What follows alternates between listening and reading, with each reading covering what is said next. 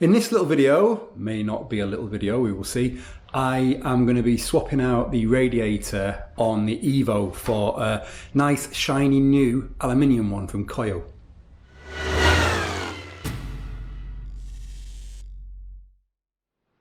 So I had planned to swap the radiator out at some point, but I hadn't planned to do it yet because the standard radiator, absolutely fine, nothing wrong with it. Car's not overheating, it runs really cool. There's no real reason to replace the radiator, but while everything was in pieces, which I'll show you in a sec, the ongoing saga that is the front end of this car, I thought, you know what, you might as well just do it while you're in that area, and it saves having to remove stuff in the future to then do it. It's going to save you some weight. It's a bit of a fun job, hopefully, that you can do while you're waiting for other things. So that's what's kind of brought it forward really in the to-do list, on the to-do list. So let's have a look at what I've bought, and then let's have a look at how I need to fit it. So this is what I've bought here. This is the Koyo radiator.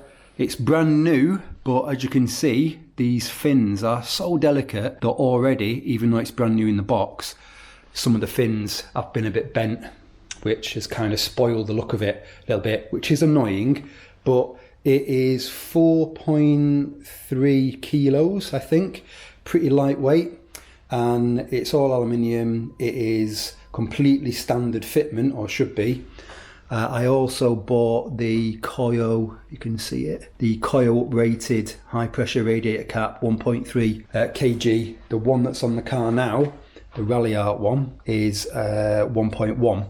So that's a bit of an improvement. Before that kind of needs to open, it keeps the coolant in the system longer. But yeah, it's just going to be a case of, I mean, the radiator is already loose because it's not attached at the top because these go onto the bumper.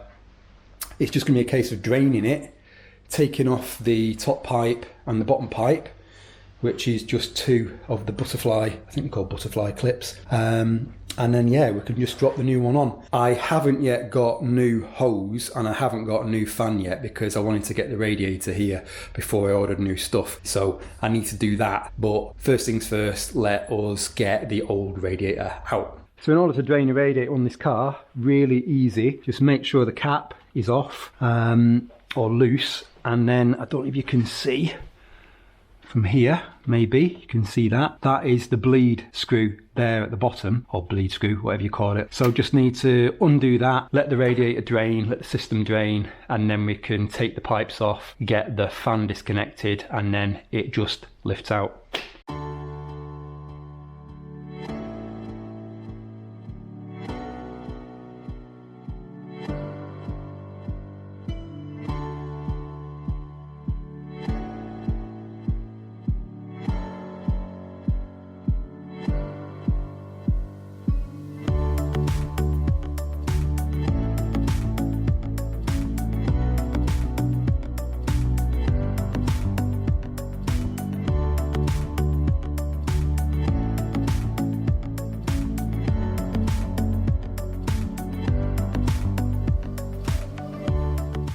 So that's the radiator off and out. Just need to get rid of the pipes now. And then we can swap bits over to the new radiator. I'll sort out the pipe work and the fan, get that ordered. And then when I've got that stuff, when it arrives, make it all up and stick it on.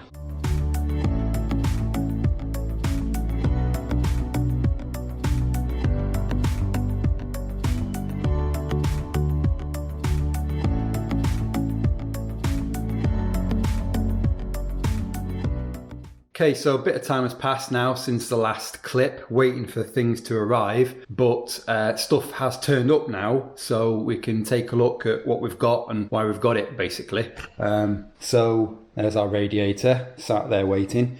I've got the hoses now from SFS. Got these from, was it Ross Sport in the UK, I think? So they're ready to fit, which is great. This is the SPAL fan that I bought. I will put up the details of it in the video of the spec. It's a perfect size for the radiator core, but it's a slimline fan-ish, but you can't, my original plan was to fit a custom shroud, which is obviously going to maximize the airflow through the fan, which is what you want to do really, but it's so close to the wastegate actuator and other bits and pieces there, even with it being kind of slimline, it's so close that I couldn't actually end up fitting a shroud, so I kind of scrapped the idea of doing a shroud and instead bought one of these kind of quick fitting kits here from Speeding and New. I've had to modify it because these end pieces, I'll show you how to fit these when we obviously get round to doing it, but these were too big, so they didn't fit flush with the holes on the fan here, so I need to modify those a little bit, so I'll go off and do that, just make them round. But then the next step is going to be to get the fan fitted up to the radiator, and then we can test fit the radiator on the car to work out the wiring, and then we can hopefully do the wiring. And then I'm gonna have to take a little break again, unfortunately, because I need other bits to arrive before I can fully flush out the car, the remaining coolant, because I'm going from pink red coolant, I can't remember what it is, it's Motul Inu Gel something or other. I'm going from that to G48 green stuff, and they don't mix, so I need to properly flush it out. So anyway, I'll crack on doing this little bit with the fitting kit, and we will then get the fan on. Okay, I've lost my head gear,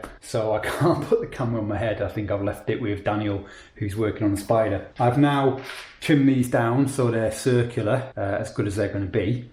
So the fan is going to sit here like that. There, so that's how the fan is going to sit on the back of the radiator. So the technique is you've got these little sticky pads here, you've got the retaining clips which are there, and you've got these little springs here. So what you do is you need to put one of these pads under each cable tie rod, and they just go through the middle like that. Put one of those on the face of the radiator on the back, put one of those on the face of the radiator at the front, and then you put your spring on facing that way like that, so you've got the fat bit facing to the radiator, and then you put your clip that way around, put your clip on like that, and that is it. So we'll do that, and then we can mount it up to the car to work out how much wiring I need to trim.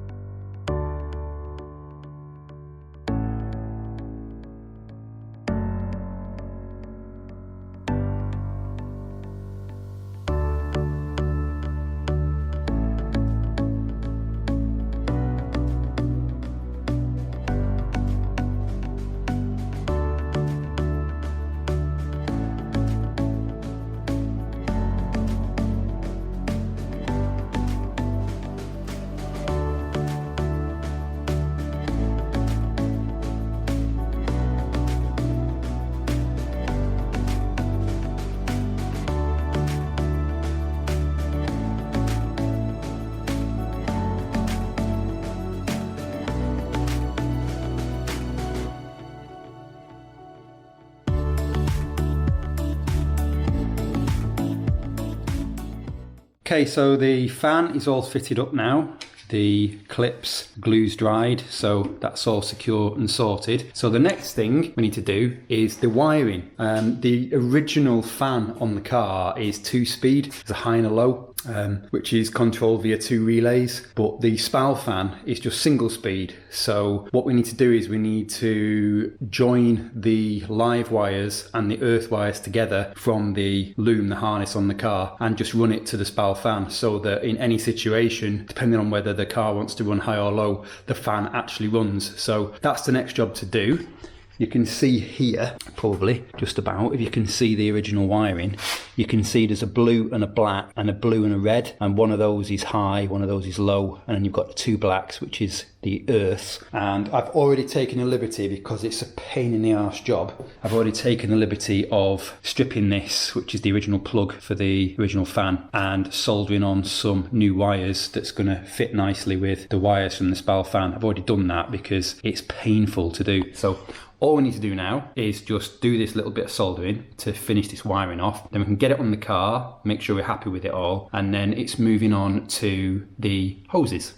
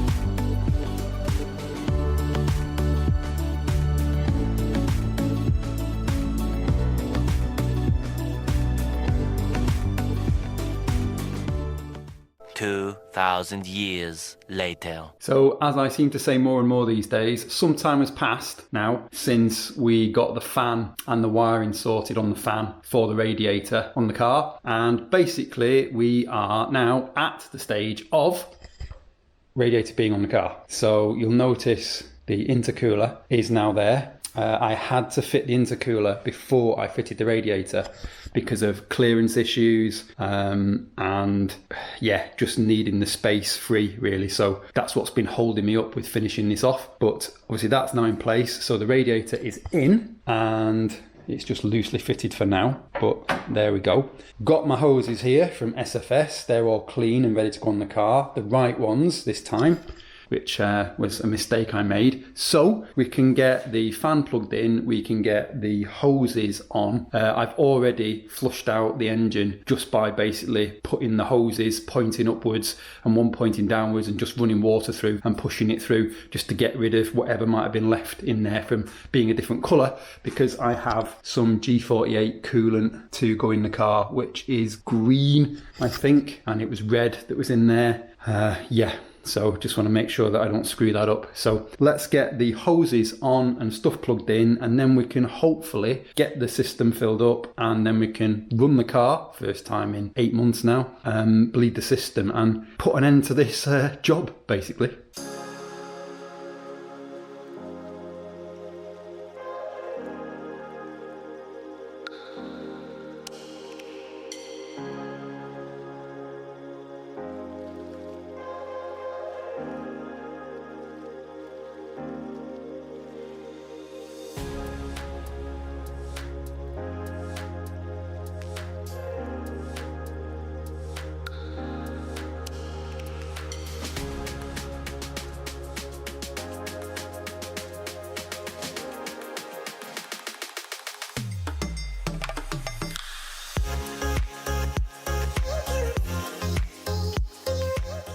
So that's the radiator into position. I need to tweak the hoses a little bit because most people probably won't have this problem, but because I've got this custom intake pipe here that I've made up, it's very close to the bottom hose for the radiator, so I need to tweak the hose a little bit, get that out of the way if I can. Something that probably won't affect anyone else, probably just me because of the setup that I've got. But I noticed when I was fitting the radiator that when I dropped it into rubber mounts, it wasn't sitting flush. And I was like, what's going on here? And it turns out that the turbo hose, the silicone hose that I've fitted something different than came with the kit, because the one that came with the kit wasn't a great angle. I'll put up the link to the video of me fitting the intercooler in this video for anyone who's interested. But that rubber hose, or silicone hose, sorry, that was basically stopping the radiator from sitting flush. It was fouling on the radiator. So what I've had to do is I've had to tweak that pipe a little bit, and I don't know if you can see, but I've had to fit some M10. Don't know if you can see them there or not, probably not. I've had to fit some N10 like 35mm washers, so I think I've used 3 or 4 of them to basically lift up the radiator to stop it touching that pipe, and now it's just about away from the pipe. Try and show you, don't know if you can see down there, but there is air now, which is good. But that led to another problem, which was then the bonnet wouldn't shut because the radiator was sat too high. So I had to do something else. I've had to cut little holes here, which correspond to the top there. And this square that I've cut out here, that was basically to stop it hitting this. And when I did all that, everything came together. So the last thing I need to do before I can just fiddle with that pipe work is I've made up some custom brackets for the radiator top. So here is one fitted. You can see there just a little bit of aluminium, and this one needs to go on. So get that on and then we can crack on. The reason why I've made custom ones is not because I just like wasting my life. It's because the stock ones don't fit anymore with the radiator being higher. Just a nightmare. So I thought I'll just make my own. So that's why I've made them. Okay, I've been doing other things, as I often do with these videos when time passes in between clips. So we've now got our brackets in place and the radiator is now kind of nicely spaced away from the front bar and stuff, and it's free of the turbo pipe. But while I was tightening the hoses to try and clear the intake hose here, as I explained, because this was fouling on the lower hose, there was no way that that was going to work. I couldn't sort of angle it enough or twist it enough. It looked stupid with the stock hose, which is this one here. So what I ended up doing was making up a custom hose here from taking parts. It's 35mm hose. It's a 25 degree, a 45 degree and a 90 degree hose from the guys that do 88 here in Sweden that I use for all my hoses. So I have made up a custom hose now and that fits absolutely perfectly. So I will just drop that on the car now and then we can start filling her up.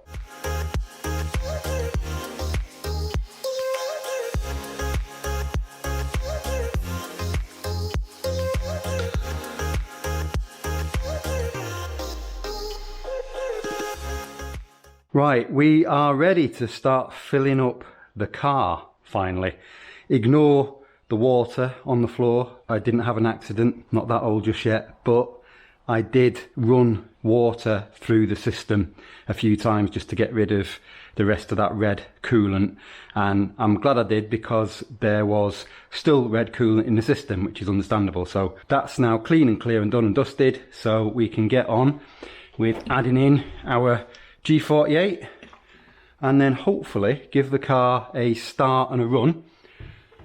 Yeah, it's been 8 months since the car has run, so I'm hoping it's no worse for wear in that time.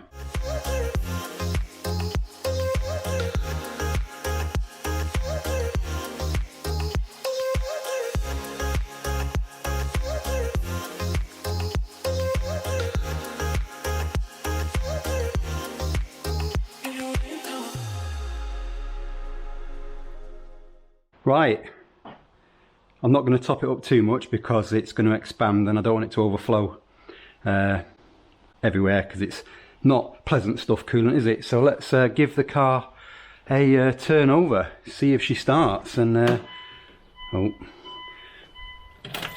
let her do her thing and get the system bled.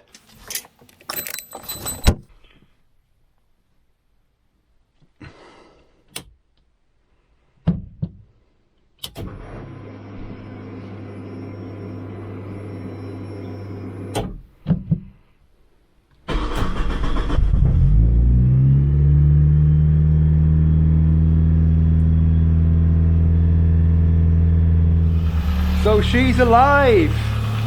8 months of not being run or started at all, and all kinds of work being done, but she seems to be working and sounding alright. So all we need to do now is let her get up to temp, keep the rad cap off, watch out for bubbles, top up as we need to, and then rad cap on, done! 12 seconds later.